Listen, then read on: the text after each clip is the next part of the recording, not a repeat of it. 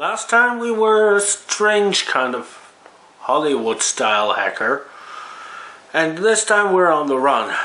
On the run with Monty. From whom? Are we on the run? Well, the Bobbies.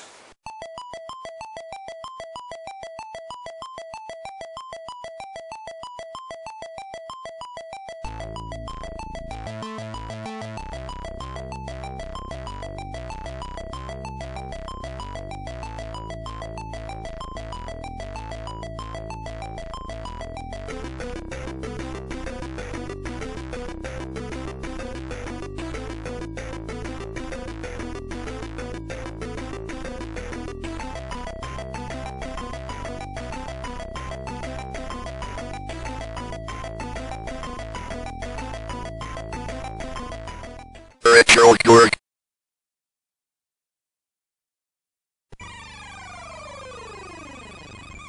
Monty on the Run is the second game in a series of British computer games, all surrounding a mole, strangely enough called Monty. Who'd have guessed? Also, these games, they originate from the ZX Spectrum, which was a little more popular in Great Britain than it was on continental Europe. But since I'm a Commodore 64 kind of guy, or at least a Commodore guy, I may even start talking about other Commodore computers in the future. I can't tell you about those ZX Spectrum versions. Anyway, Monty's on the run because he's wanted by the police, obviously. You see, he was stealing coal, but that's not why they want him, because they put him in jail for that. No, they hunt him because he has escaped the prison. And where does a mole want to go when he's on the run from the British police? Well, continental Europe. In the beginning of the game you get to pick 5 items out of 21 for the Monty Survival Pack. Unfortunately, to complete the game you can pick only certain 5 items, otherwise you run into roadblocks, basically, sooner or later. So, here are the 5 items you're going to need, courtesy of C64 Wiki.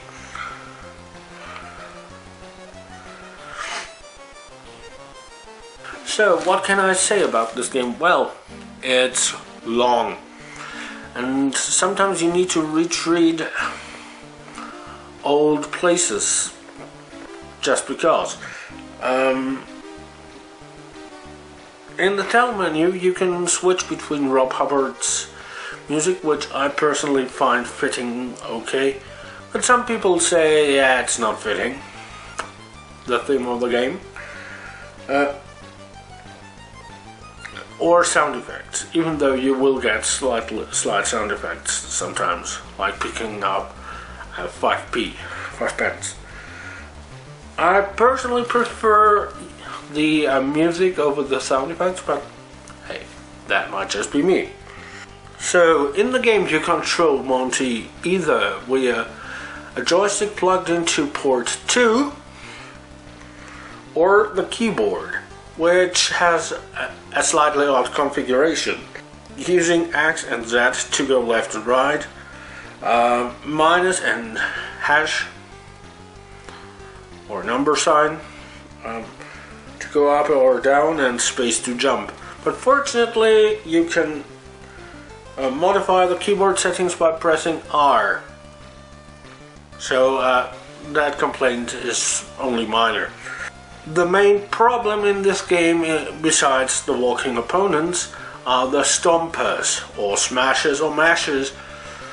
I haven't really found a proper name for them. They don't follow a pattern. So you can't predict when it's going to go down.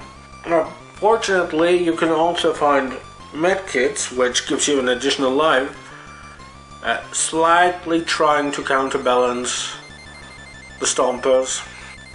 So yeah, you can't really handle the stompers, maybe, on top of that, so yeah, maybe it's a game that I should have passed on.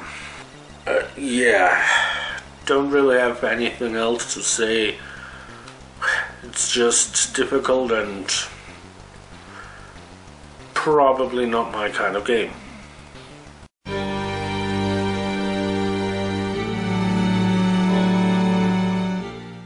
Next episode, I'm going to take a look at Christmas themed games for the Commodore 64.